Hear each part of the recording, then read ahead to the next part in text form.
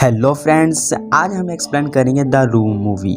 इस मूवी में दिखाया गया है कि एक ऐसा रूम होता है जहां पर कोई भी आप विश करोगे तो वो आपको पूरी कर देगा। मतलब हर चीज़ देगा जो भी आप उस कमरे में मांगोगे। तो आइए इस मूवी को हम देखते हैं। मूवी की शुरुआत होती है एक कपल से जो कि अभी अभी न्यूयॉर्क सिटी से एक गाँव में शिफ्ट होते हैं। इस लड़के का नाम मैट होता है और इसकी वाइफ का नाम कैट है। इन्होंने अभी जो ये घर खरीदा होता है ये काफ़ी दिनों से खाली होता है। इस कारण इसमें काफ़ी धूल मिट्टी जमी होती है। इस घर में बेकार सामान भी ज़्यादा होता है। ये कपल इस घर की अच्छे से सफाई करते हैं।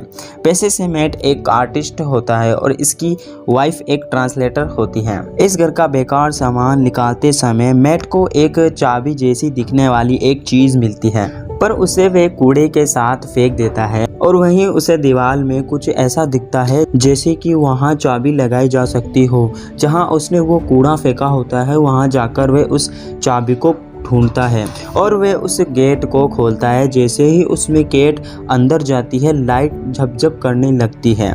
ये देख वे लाइट कंपनी वाले को फ़ोन करते हैं। दूसरे दिन लाइट ठीक करने वाला आता है पर उस कमरे में हर तरफ तार ही तार होते हैं, जिसे देख उसे कुछ समझ में नहीं आता है। लाइट वाला मैट को बताता है कि मुझे अफसोस है कि तुमने ये घर खरीद लिया है।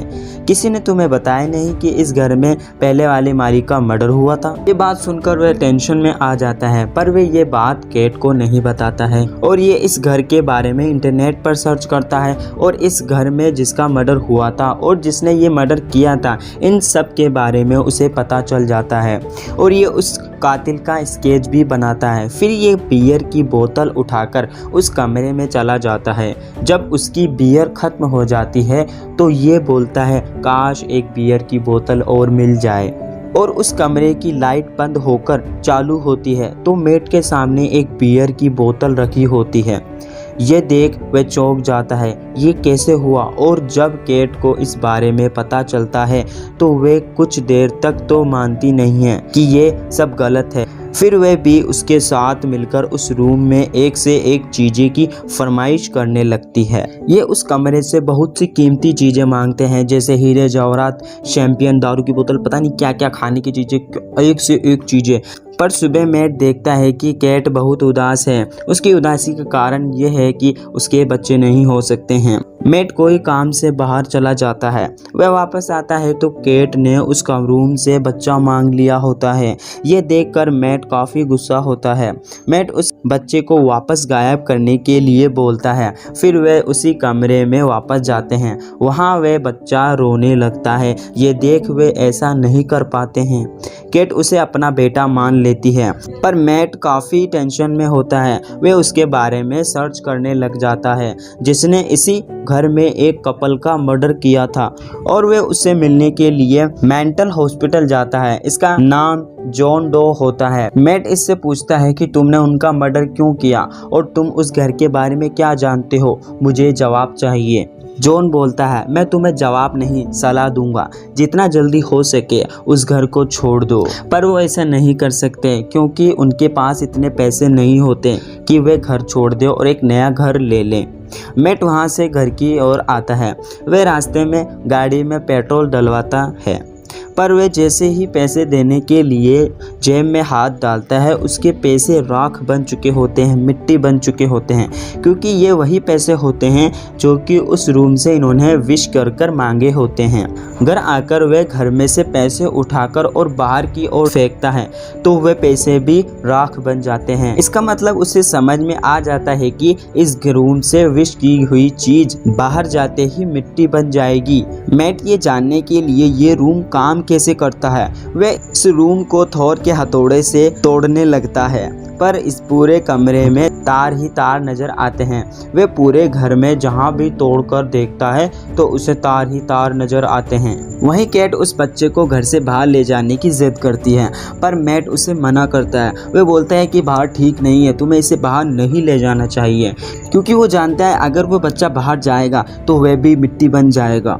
पर फिर भी कैट उसे बाहर ले जाती है। मैट सोचता है कि ये बच्चा भी मिट्टी बन जाएगा, पर ऐसा नहीं होता।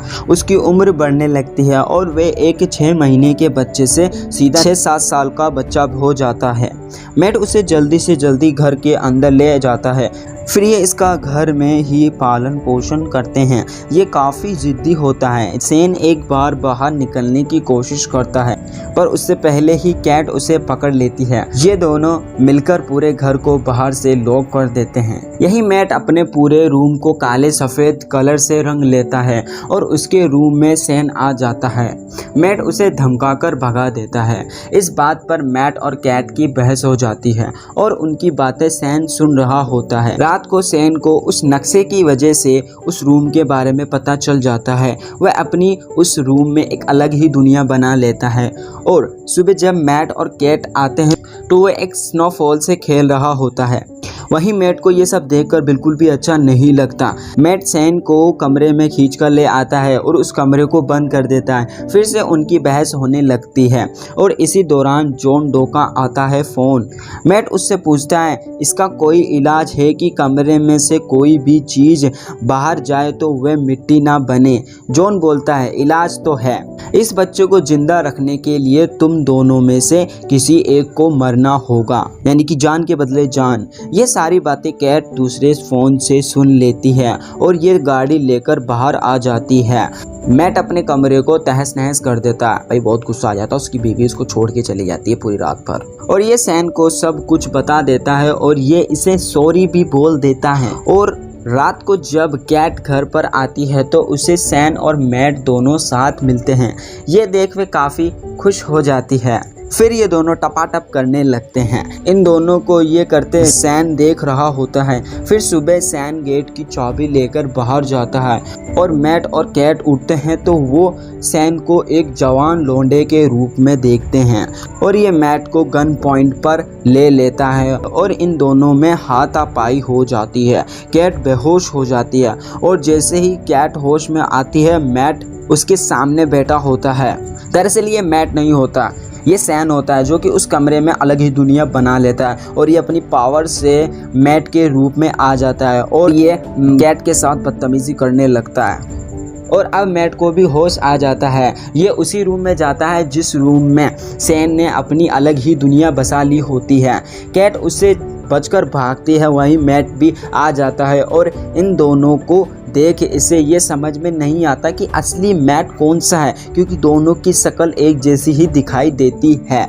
फिर भी वे असली वाले मैट को पहचान लेती है और वे नकली वाले मैट को धक्का देकर भागने लगते हैं दोनों। पर सैन अपनी पावर से पूरे घर को भूल भुलैया बना देता है और इन्हें ये पकड़ लेता है।